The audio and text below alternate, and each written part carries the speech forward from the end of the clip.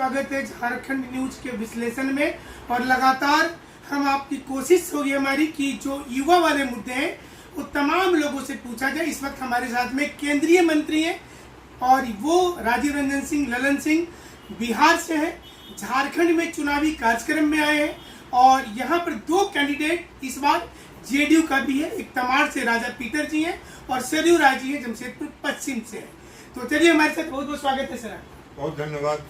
आप सर सबसे पहले आपसे जानना चाहेंगे कि इस बार एनडीए सरकार क्या झारखंड में बना रही है, क्या फीडबैक आप लोगों के पास? देखिए, अभी हरियाणा में चुनाव हुआ और हरियाणा के चुनाव के बाद जब मतगणना नहीं हुई तो इस देश के तमाम मीडिया ने और जो एग्जिट पोल के जो आकलन आए थे वो सभी की सोच ये थी कि या तो हरियाणा में कांटे की टक्कर है या हरियाणा में कांग्रेस बढ़त है। और जब चुनाव परिणाम आया तो ठीक उसके विपरीत हरियाणा में भारतीय जनता पार्टी की बहुमत सरकार है और भारतीय जनता पार्टी अकेले बहुमत। सिर्फ वही नहीं, जम्मू एंड कश्मीर में भी चुनाव। जम्मू एंड कश्मीर में भारतीय जनता पार्टी की सीट में ही बढ़ोतरी नहीं हुई पिछले विधानसभा के तुलना में, बल्कि वोट के प्रतिशत में भी बढ़ोतरी और कांग्रेस पार्टी जम्मू एंड कश्मीर में साफ हो गई इस बार। मतलब जो लेकिन फिर आप जो आकलन बता रहे हैं हम इसलिए बता रहे हैं कि हरियाणा का चुनाव ने यह साबित किया कि आज देश में सबसे लोकप्रिय नेता और लोकप्रिय प्रधानमंत्री आदरणीय नरेंद्र मोदी जी। और झारखंड में भी सर एक सवाल यहाँ पर है कि युवा जो है केंद्र में भी सर बहुत ज्यादा जो उम्मीद थी नहीं हुई उनको भी जॉब का। झारखंड में तो बड़ा दिक्कत है यहाँ और जितने एग्जाम्स हो रहे हैं वो पेपर लीक में फंस जा रहा है। अभी आंदोलन भी चल रहा था। अगर आपकी सरकार आती है, देखिए अभी आदरणीय प्रधानमंत्री नरेंद्र मोदी जी ने पेपर लीक को रोकने के लिए सख्त कानून बनाया जी और वह सख्त कानून भी अब आ गया। इसके साथ साथ पेपर लीक के मामले में आप लोगों ने देखा कि मामला सर्वोच्च न्यायालय में था और सर्वोच्च न्यायालय ने जो फैसला दिया और उसके बाद जब पुनर्आकलन हुआ तो सारे जो वरीयता क्रम था वो सारा वरीयता क्रम खत्म हो गया। हम लोग बिहार में सरकार चला रहे हैं 20 साल से। कई पेपर लीक करने वाले लोग कई लोग पकड़ाते हैं वहाँ भी, और उनका भी तार अगर कहीं से आप जोड़ के देखिएगा तो वो सारा तार झारखंड से आके जुड़ता है। मतलब हजारीबाग से झारखंड में जो पिछली सरकार थी वो सरकार इसी तरह के कामों में व्यस्त रहती। मतलब आप मान रहे हैं सर कि मतलब जो पेपर लीक हुआ झारखंड में सरकार के लोग भी शामिल। निश्चित तौर पर बिना सरकार के संरक्षण में नहीं होता है। कहाँ बिहार में हो रहा है? बिहार में भी जो पेपर लीक का जो भी मामला और जो निष्पक्षता से जांच हुई वहाँ निष्पक्षता से जांच होती।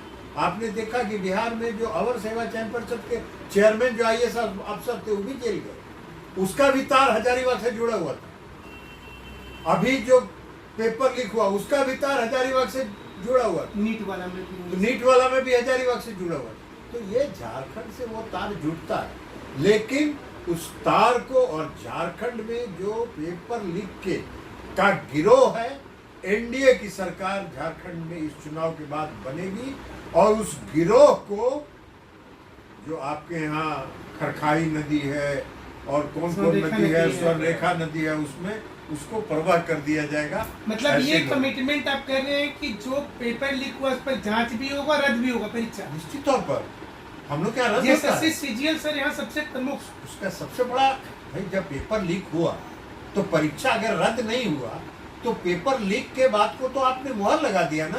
परीक्षा तो रद्द होना ही चाहिए क्योंकि उससे तो मेरिट प्रभावित होता है और मेरिट को प्राथमिकता दी जानी चाहिए।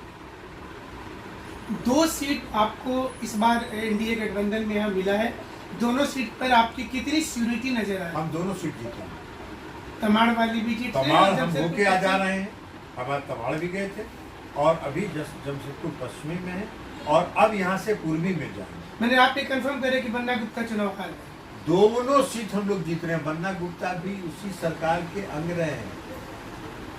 बन्ना गुप्ता पर भी जो यहाँ के माननीय मंत्री हैं, उन पर भी दवा घोटाले में भ्रष्टाचार का आरोप है जी। बन्ना गुप्ता को अपने पॉजिटिव काम पर वोट मांगना चाहिए, तो पॉजिटिव काम पर तो वोट मांग नहीं रहे।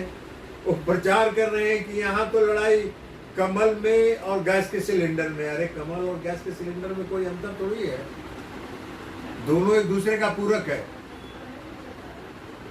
मैं कमल ही सिलेंडर है, सिलेंडर ही कमल, दोनों एक दूसरे का पूरक है। तो कमल मतलब सिलेंडर और सिलेंडर मतलब कमल। पूरक का मतलब क्या हुआ? एक दूसरे का पूरक है। आज केंद्र में आदरणीय नरेंद्र मोदी जी की सरकार है। हम लोग पूरी मजबूती के साथ सब खड़े हैं कि नहीं खड़े हैं? आप हरियाणा के चुनाव को आज नकारात्मक चुनाव प्रचार कर रहे हैं। यहाँ के जो माननीय मंत्री बन्ना गुप्ता जी हैं पश्चिमी, हरियाणा के चुनाव का इतिहास निकाल के आप देखिए। हरियाणा के चुनाव में कांग्रेस पार्टी ने कोई भी नकारात्मक पक्ष जो मोदी जी के खिलाफ हो सकता था, ऐसा कोई भी नकारात्मक प्रचार नहीं है जिसको उन्होंने छोड़ा। और वहां की जनता ने सबको ध्वस्त करते हुए मोदी जी की लोकप्रियता पर मुहर लगाई। एनडीए के पास ऐसे कौन से मुद्दे हैं? इस समय में किस मुद्दे पर आपकी पार्टी चुनाव लड़ेगी? हर मुद्दा है हमारा। तो बिहार में हम सरकार 20 साल से चला रहे हैं। नीतीश मॉडल है वहां, और नीतीश कुमार 22 घंटा आज गांव में बिजली दे रहे हैं।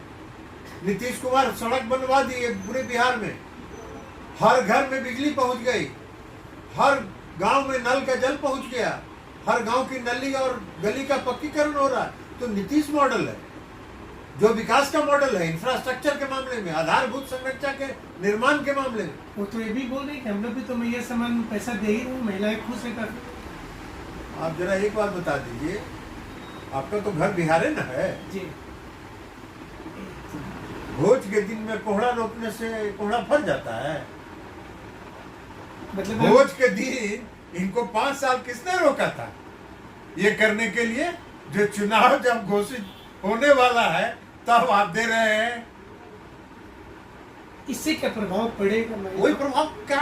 सब लोग जानते हैं कि लॉलीपॉप दिखा रहे हैं और वोट पाने के लिए कर रहे हैं, और वोट जिस दिन मिल जाएगा फिर सरकार बन जाएगी तो वही काम करेंगे जो पिछले 5 साल में उन्होंने किया। जो एक कैंडिडेट आपके जो जमशेदपुर पश्चिम में है, वहाँ पर मुस्लिम मतदाता भारी संख्या में है। उनका जब वोट का एक साथ जब वो जाता है, प्रतिशत भी बढ़ता है वहाँ पर, ऐसे में आप जो आपके मत चाहता है उनको क्या सलाह देंगे? बाकी सब मतदाता एकजुट हो इस भ्रष्टाचारी सरकार के खिलाफ। और जिस मतदाता की आप बात कर रहे हैं उनके विकास का तो कोई काम नहीं हुआ। बिहार में नीतीश कुमार जी ने अल्पसंख्यक समुदाय के लोगों के लिए भी जो काम किया है वो आज तक देश के इतिहास में किसी राज्य की सरकार ने काम नहीं किया। आज वहाँ के मदरसा शिक्षक को पहले 4000, जिसको वोट देते हैं आज भी लालू यादव को वोट देते हैं, लेकिन 4000 मदरसा शिक्षक को मिलता था। आज नीतीश कुमार जी के राज में 7th पे कमीशन का जो सैलरी है वो मदरसा के शिक्षकों को मिलता है। इसलिए कि हम लोगों का मानना है और आदरणीय प्रधानमंत्री नरेंद्र मोदी जी का भी मानना है कि अगर देश को विकसित करना है, अगर विकसित भारत की कल्पना करनी है, अगर आत्मनिर्भर भारत बनाना है तो सभी समाज के तबकों का विकास करना है। सवाल ये उठता है कि जैसे जिस समय में हेमंत सोरेन जी थे विपक्ष में, तो उन्होंने भी बहुत कमिटमेंट कर रखा था कि 5 लाख नौकरी देंगे, 3 लाख कभी भी पद खाली मोदी जी को बोल करके करेंगे। युवा के साथ दिक्कत है कि विश्वास कैसे? विश्वास आप बिहार में देखिए ना, अभी आप बिहार का इतिहास निकाल के देख लीजिए, पिछले 1 साल में कितने लोगों को नौकरी मिली है? 2,20,000 शिक्षकों की सिर्फ बहाली हुई है। उसके अलावा पुलिस प्रशासन में अलग हुई है, और अभी फिर बहाली की प्रक्रिया चल रही है। 1 लाख 1.25 लाख और शिक्षकों की बहाली हो रही है। और नीतीश कुमार जी का लक्ष्य है कि 2025 के पहले हम 12 लाख युवाओं को रोजगार उपलब्ध कराएंगे। तो वही काम यहाँ भी हो रहा है। आज मोदी जी भी रोजगार उपलब्ध कराए। रोजगार का मतलब सिर्फ सरकारी नौकरी नहीं होता है। रोजगार का मतलब कई, आज मोदी जी के राज में पूरे देश में जो नए स्टार्टअप्स बने हैं वो नए स्टार्टअप्स भी रोजगार पैदा कर रहे हैं। और एक आदमी नया स्टार्टअप शुरू करता है तो 10-15 लोगों को रोजगार मिलता है। तो रोजगार की एक श्रृंखला है, जो श्रृंखला बंधी है। आज मोदी जी ने ये बजट भाषण में पिछली बार ये घोषणा हुई है कि हम जो बड़ी कंपनियां हैं उसमें इंटर्नशिप की योजना चलाएंगे और पेड इंटर्नशिप की योजना चलाएंगे। और पेड इंटर्नशिप अगर मिलेगा और कौशल प्रशिक्षित होकर लोग निकलेंगे इंटर्नशिप के माध्यम से तो रोजगार करेंगे। ये तो बोल रहे कि आदिवासी के लिए बीजेपी ने अच्छा क्या किया, 2 भी काम बता दीजिए।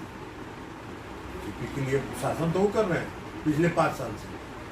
बीजेपी ने तो आज केंद्र की सरकार ने पूरे आदिवासी के लिए जो अलग अलग योजनाएं चलाई हैं आदिवासियों के कल्याण के लिए, वो एक से एक योजना है। आज लाखों लोग उससे फायदा उठा रहे हैं। हेमंत सोरेन के बारे जो फीडबैक अब तक पहुंचता होगा, काम करने का तरीका, 10 में से कितना अंक आप देना चाहिए? हेमंत सोरेन जी को 10 में से माइनस में चले जाइए। भ्रष्टाचार की सरकार रही है और हेमंत सोरेन जी की 5 साल की सरकार का अगर आकलन करिएगा तो आप भ्रष्टाचार के कितने उदाहरण हैं उसका आकलन कर लीजिए और उसके आधार पर अंक आप ही दे दीजिए। तो ये थे केंद्रीय मंत्री जिन्होंने बखूबी पूरी चीज़ों को बताया और उन्होंने कहा कि अगर चुनाव में एनडीए आती है यहाँ पर तो जो विकास के काम जैसे बिहार में हो रहा है, नौकरी जिस प्रकार से नीतीश कुमार वहाँ बांट रहे हैं, इसी प्रकार से नौकरी यहाँ पर मेरिटोरियस बच्चों को दिया जाएगा। सर आपका बहुत बहुत शुक्रिया। बहुत धन्यवाद।